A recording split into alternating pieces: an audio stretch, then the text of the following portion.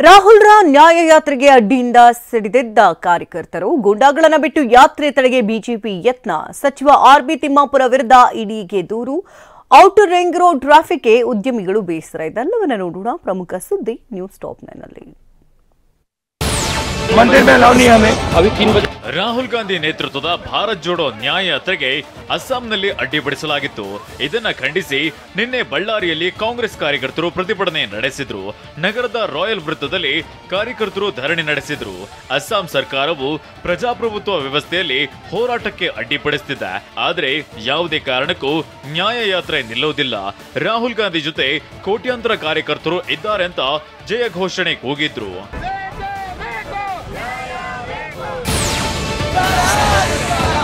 ಮಂಗಳೂರಿನ clock tower ಬಳಿಯೂ ಕಾಂಗ್ರೆಸ್ ಕಾರ್ಯಕರ್ತರು ಧರಣಿ ನಡೆಸಿದ್ರು.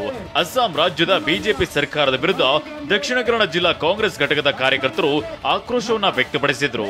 ನ್ಯಾಯ ಯಾತ್ರೆ ಬಸ್ ಅಡ್ಡಗಟ್ಟಿದ ಬಿಜೆಪಿ ಗೂಂಡಾಗಳು ದಾಳಿ ಯತ್ನಿಸುತ್ತಿದ್ದಾರೆ. ಜನಬೆಂಬಲ ಕಂಡು ಬಿಜೆಪಿ ಬೆದರಿದ್ದು ರಾಹುಲ್ ಯಾತ್ರೆ ತಡೆಯಲು ಬಿಜೆಪಿ ಷಡ್ಯಂತ್ರ ನಡೆಸ್ತಾ ಇದೆ. ಅಸ್ಸಾಂ ಸಿಎಂ ಬಿಜೆಪಿ ಗೂಂಡಾಗಳನ್ನ ಬಿಟ್ಟು ದಾಳಿಗೆ ಯತ್ನಿಸಿದ್ದಾರೆ ಅಂತ ಕಿಡಿಕಾರಿದ್ದಾರೆ. ಅಬಕಾರಿ ಸಚಿವ ಆರ್.ಬಿ. ತಿಮ್ಮಾಪುರ ವಿರುದ್ಧ ಇಡಿಗೆ ದೂರು ನೀಡಲಾಗಿದೆ. ಲೋಕಸಭಾ ಚುನಾವಣೆಗೆ ಹಣ ಸಂಗ್ರಹ ಮಾಡ್ತಿದ್ದಾರೆಂದು ಸಾಮಾಜಿಕ ಕಾರ್ಯಕರ್ತ ದಿನೇಶ್ ಕಲ್ಲಹಳ್ಳಿ ದೂರು ನೀಡಿದ್ದಾರೆ. ಅಧಿಕಾರಿಗಳ ವರ್ಗಾವಣೆಗೆ 30 ಲಕ್ಷದಿಂದ 3 ಕೋಟಿ ಹಣ ಪಡೆಯುತ್ತಿದ್ದು ನಗದು ರೂಪದಲ್ಲಿ ಸಂಪತ್ತು ಸಂಗ್ರಹಿಸುತ್ತಿದ್ದಾರೆ. ಡಿವೈಎಸ್ಪಿ ಬಳಿ 30 ರಿಂದ 40 ಲಕ್ಷ, ಎಸ್ಪಿ ಬಳಿ 2.5 ಕೋಟಿಯಿಂದ 3 ಕೋಟಿ ಹಣ ಪಡೆಯುತ್ತಿದ್ದಾರೆ ಅಂತ ಆರೋಪಿಸಿ ದೂರು ನೀಡಿದ್ದಾರೆ. ಗೋಕರ್ಣ ಶ್ರೀ ಮಹಾಬಲೇಶ್ವರ ದೇಗುಲದ ಉಪಾಧಿವಂತರ ಬದಲಾವಣೆ ರದ್ದಾಗಿದೆ. 2023ರ ಜುಲೈ 12ರ ಸರ್ಕಾರದ ಆದೇಶ ಹೈಕೋರ್ಟ್ ರದ್ದುಪಡಿಸಿದೆ. 2 ಉಪಾಧಿವಂತರು 2 ವಿದ್ವಾಂಸರನ್ನ ಸರ್ಕಾರ ಬದಲಾಯಿಸಿತ್ತು. ಆಡಳಿತ ನಿರ್ವಹಣೆಗಾಗಿ ಸುಪ್ರೀಂ ಕೋರ್ಟ್ ಆದೇಶಾನುಸಾರ ನೇಮಕವಾಗಿದ್ರು. ಆದರೆ ಹೊಸ ಸದಸ್ಯರ ನೇಮಕಾತಿಗೆ ಸರ್ಕಾರಕ್ಕೆ ಅಧಿಕಾರವಿಲ್ಲವೆಂದು ರಾಮಚಂದ್ರಾಪುರ ಮಠ ಅರ್ಜಿ ಸಲ್ಲಿಸಿತ್ತು. ವಿಚಾರಣೆ ನಡೆಸಿದ ನ್ಯಾಯಮೂರ್ತಿ ಎಂ ನಾಗಪ್ರಸನ್ನ ಅವರಿದ್ದ ಪೀಠವು ಸರ್ಕಾರದ ಆದೇಶವನ್ನ ರದ್ದುಪಡಿಸಿದೆ. ಖನಿಜ ಬ್ಲಾಕ್ಗಳ ಹರಾಜು ನಿರ್ವಹಣೆಯಲ್ಲಿ ಕರ್ನಾಟಕಕ್ಕೆ 3ನೇ ಸ್ಥಾನ ಸಿಕ್ಕಿದೆ. ಮಧ್ಯಪ್ರದೇಶದ ಭೋಪಾಲ್ನಲ್ಲಿ ನಡೆದ ಗಣಿ ಮತ್ತು ಭೂವಿಜ್ಞಾನ ಇಲಾಖೆ ಸಚಿವರ ಸಮ್ಮೇಳನದಲ್ಲಿ ಘೋಷಣೆ ಮಾಡಲಾಗಿದೆ. ಈ ವೇಳೆ ರಾಜ್ಯ ಗಣಿ ಮತ್ತು ಭೂವಿಜ್ಞಾನ ಸಚಿವ ಎಸ್ ಮಲ್ಲಿಕಾರ್ಜುನ ಪ್ರಶಸ್ತಿ ಸ್ವೀಕರಿಸಿದ್ದಾರೆ. ಕೇಂದ್ರ ಕಲ್ಲಿದ್ದಲು ಮತ್ತು ಗಣಿ ಇಲಾಖೆ ಸಚಿವ ಪ್ರಹ್ಲಾದ್ ಜೋಶಿ ಹಾಗೂ ಮಧ್ಯಪ್ರದೇಶದ ಸಿಎಂ ಮೋಹನ್ ಯಾದವ್ ರಿಂದ ಪ್ರಶಸ್ತಿ ಸ್ವೀಕರಿಸಿದ್ರು. ಹುಬ್ಬಳ್ಳಿಯಲ್ಲಿ ಇದೇ ಜನವರಿ 27-28ರಂದು ಗಾಳಿಪಟ ಉತ್ಸವ ಆಯೋಜಿಸಲಾಗಿದೆ.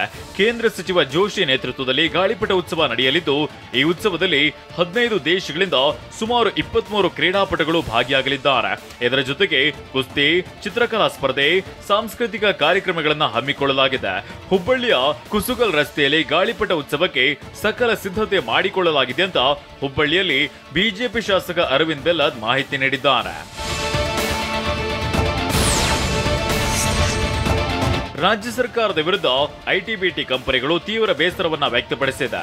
ಬೆಂಗಳೂರಿನ ಔಟರ್ ರಿಂಗ್ ರೋಡ್ ರಸ್ತೆಯಲ್ಲಿ ಟ್ರಾಫಿಕ್ ಸಮಸ್ಯೆಗೆ ಉದ್ಯಮಿಗಳು ಕಿಡಿಕಾರಿದ್ದಾರೆ. ಅಕ್ಟೋಬರ್ 7ರಂದು ಡಿಸಿಎಂ ಡಿಕೆ ಶಿವಕುಮಾರ್ಗೆ ಸಮಸ್ಯೆ ಬಗ್ಗೆ ಮಾಹಿತಿ ನೀಡಿದ್ವಿ. ಸಮಸ್ಯೆ ಪರಿಹಾರಕ್ಕೆ ಬಿಬಿಎಂಪಿ ಕಮಿಷನರ್ಗೆ ಡಿಸಿಎಂ ಸೂಚಿಸಿದ್ರು. ಆದರೆ ಭರವಸೆ ನೀಡಿ 100 ದಿನಗಳು ಕಳೆದರೂ ಸಮಸ್ಯೆ ಬಗೆಹರಿದಿಲ್ಲ. ಕೂಡಲೇ ಟ್ರಾಫಿಕ್ ಸಮಸ್ಯೆ ಬಗೆಹರಿಸುವಂತೆ ಐಟಿ-ಬಿಟಿ ಕಂಪನಿ ಒಕ್ಕೂಟ ಒತ್ತಾಯಿಸಿದೆ. ಅಯೋಧ್ಯೆಯಲ್ಲಿ ಮೊನ್ನೆ ರಾಮಲಲ್ಲಾ ಪ್ರತಿಷ್ಠಾಪನೆ ಅದ್ದೂರಿಯಾಗಿ ನಡೆಯಿತು. ನಿನ್ನೆ ಉತ್ತರ ಕನ್ನಡ ಜಿಲ್ಲೆಯ ಅಂಕೋಲ ಪಟ್ಟಣದಲ್ಲಿ ರಾಮ ಮಂದಿರದ ಸ್ತಬ್ಧ ಚಿತ್ರದ ಮೆರವಣಿಗೆ ಮಾಡಲಾಯಿತು. 100 ಹಿಂದೂ ಸಂಘಟನೆ ಕಾರ್ಯಕರ್ತರು ರಾಮ, ಸೀತೆ, ಲಕ್ಷ್ಮಣನ ಬೃಹತ್ ಟ್ಯಾಬ್ಲೋ ಮೆರವಣಿಗೆಯಲ್ಲಿ ಭಾಗಿಯಾಗಿದ್ರು. ಈ ವೇಳೆ ಡಿಜೆ ಸದ್ದಿಗೆ ಕುಣಿದು ಕುಪ್ಪಳಿಸಿದ್ರು.